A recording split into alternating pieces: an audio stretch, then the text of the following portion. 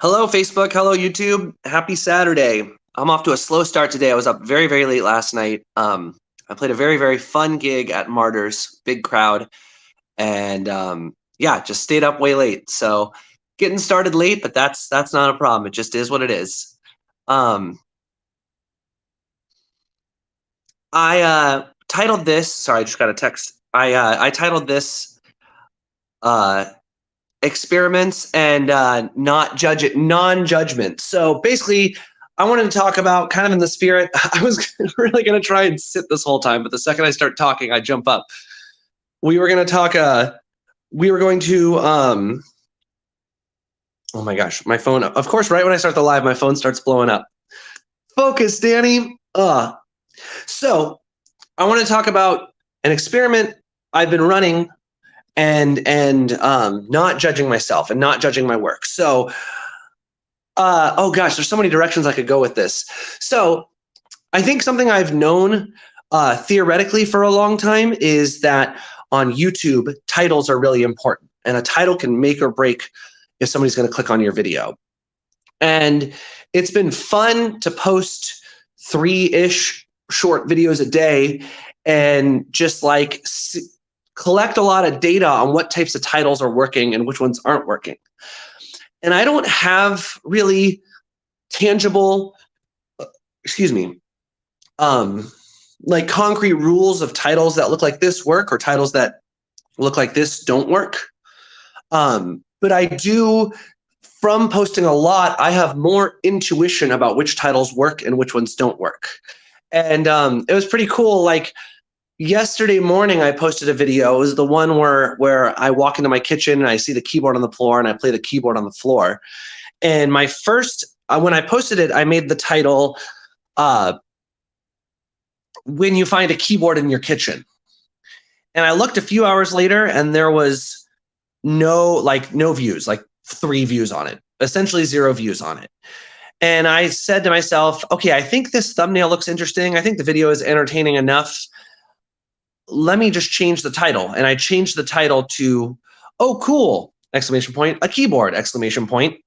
And then a few hours later, the video had 1,300 views and I had like 7 new subscribers. And I can't tell you why that first title didn't work and why the second title did work, but I will say from the experiment of posting 2-3 videos a day and observing which ones get views and which ones don't, I got it. I had an intuition that said, okay, this is not getting views because this title doesn't work. So let me switch the title to one that works. Yeah, and then I posted another video later and it didn't get any views and I switched the title and it still didn't get any views. And I'm like okay with it because I'm looking at it as like an experiment and every video is a piece of data. And a year ago when I was making videos that took like 6 hours to make and posting a video a day, I had less opportunities to try out a title. And I didn't really, each video took so much effort to make that, like, I don't know, I was scared to change the title. I just like didn't have the attitude of this is just an experiment to change the titles and stuff. So I'm seeing that by posting 2 to 3 videos a day, and like it's giving me a skill of having an intuition on which types of titles are more clickable. And again, it's kind of just an intuition. I was telling my dad, because he's been posting videos, that I thought his ... in his titles were killing people's desire to click on it. And I don't know why, other than that's just a feeling I have. And I'm only getting that feeling from posting lots of videos and observing which ones are doing well and which ones aren't. And it's kind of this thing I've talked about of like theoretical knowledge versus experiential knowledge, where theoretically I've known for a long time, and I think a lot of people who have ever dabbled in YouTube know the title can make or break the video. And like a really good title, a really strong title, a strong thumbnail can get people to click. But knowing that theoretically isn't very useful because like it's like, okay, well, what is a strong title? And you can like look at tips. It's like, well, it should like pique their interest. It should be engaging. It should hint at what the video is about, but make them want to click on it to find out more. But actually going and saying, well, I've like in the past 30 days, I've posted like 90 videos. That's 90 chances to try out 90 titles. And I'm like, it's like ones that I'm getting a better intuition about what is working and what isn't working. One that did well, that got like 2,000 views and a handful of subscribers, was making up a song for a dog. And it was when I was in the park and I was playing a song for people. And in the thumbnail, I had me playing my keyboard and there was the dog right next to me. And I thought that title was engaging and interesting. And like, it's like, what is he doing? And that one got a bunch of clicks. So I just want to share that it's just kind of an experiments never fail attitude, and go out and experiment. Go out and experiment.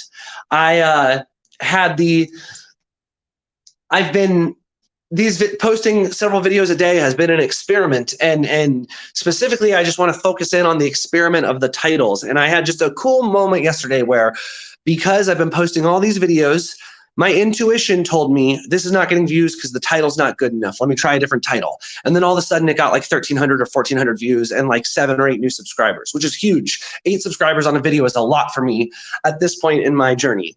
And then the other thing I want to talk about is non-judgment, where it's so easy to decide if your video is good or bad before you've ever shared it.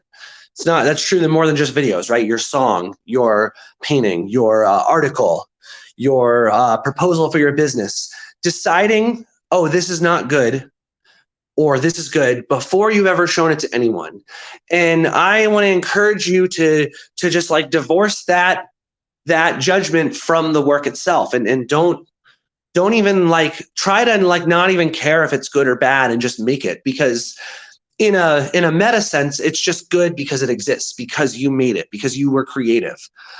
On Thursday, I made a video, and I think it's really funny, but I was scared to put it online because I was like, oh, this punchline is pretty raunchy. I'm scared it's too far. And then at like 10 o'clock on Thursday, I said, screw it, I'm going to post it. Like, it's funny. I like it. Why is this one the one I'm scared of? I've posted plenty of unhinged, crazy things. Hey, Andrew, I don't know. It's a good question, but it's certainly a moment you can step into. So this one, I was judging it, and then I said, I'm going to be done judging this, and I just posted it. And then I woke up the next morning and it had like 1,600 views on YouTube and like 5 or 6 new subscribers. So I think